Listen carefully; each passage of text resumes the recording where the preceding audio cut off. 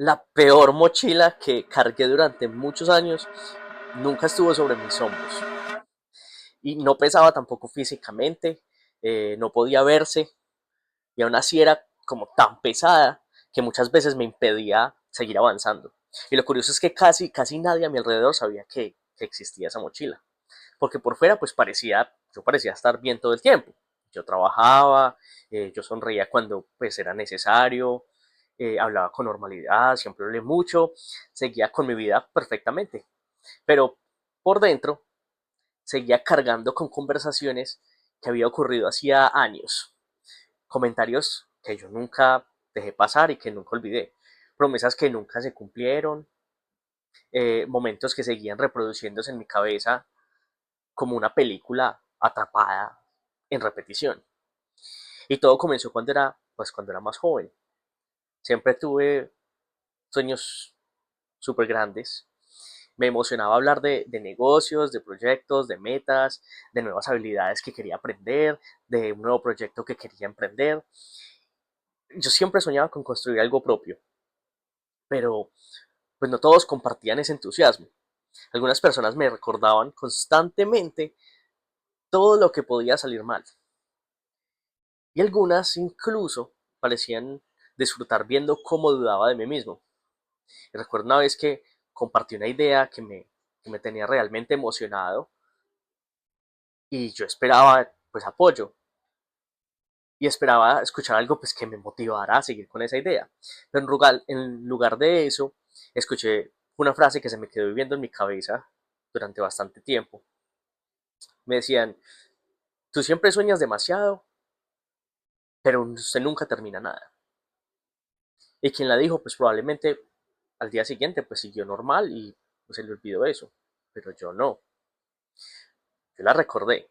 Y cada vez que quería empezar algo nuevo, cada vez que aparecía una oportunidad o cada vez que sentía el miedo a fracasar, ahí mismo aquellas palabras regresaban a mi cabeza una y otra vez, como si fueran una voz ajena viviendo dentro de mi mente.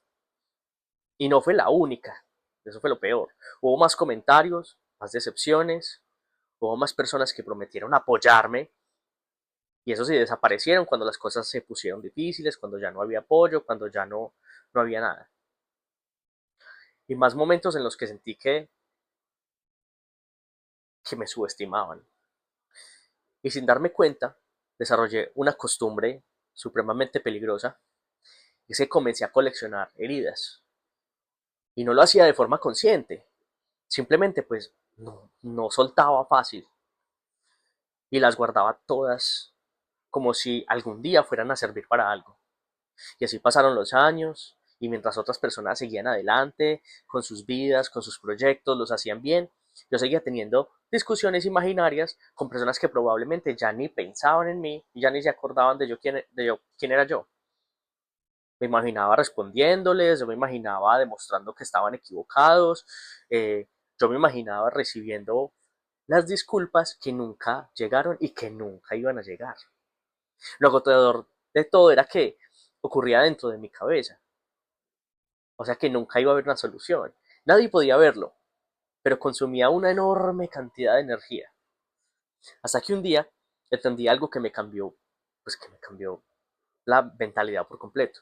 Y me di cuenta que las personas que me habían herido seguían avanzando, ellas seguían viviendo, ellas seguían tomando decisiones. Y yo veía que mientras tanto yo seguía cargando el peso de lo que me habían hecho o de lo que me habían dicho y sin darme cuenta les estaba entregando mucho tiempo de mi vida a personas que probablemente ni siquiera recordaban esas situaciones, ni siquiera recuerdan que eso pasó. Y esa noche pensé pues en todo lo que había en lo que todavía en todo lo que había pospuesto. Pensé en las oportunidades que dejé de pasar, pensé en cuántas veces utilicé mi pasado como excusa para quedarme inmóvil y para no hacer absolutamente nada porque esto iba a pasar. Y por primera vez me hice una pregunta diferente. No me pregunté por qué me trataron así.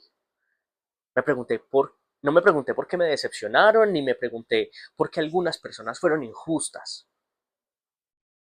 Porque siempre me preguntaba eso, pero me pregunté algo más difícil.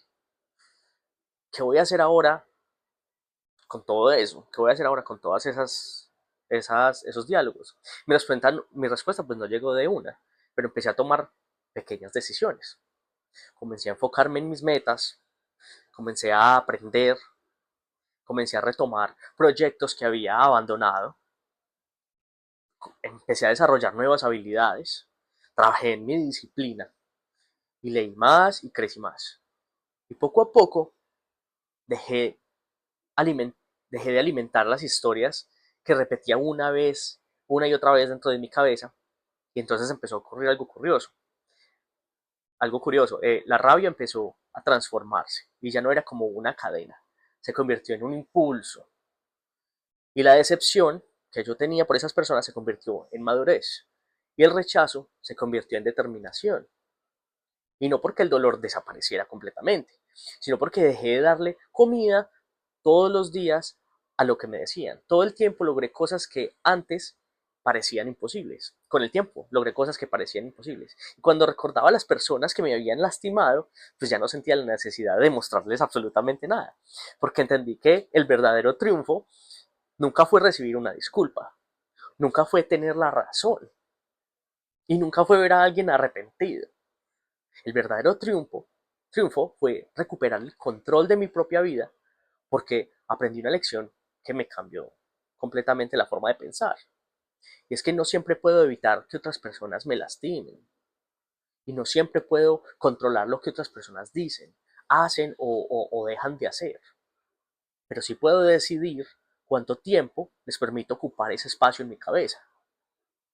Y el día siguiente convertí ese dolor en crecimiento y dejé de ser la persona que sufrió la herida y me convertí en la persona que aprendió a sanar mientras seguía avanzando.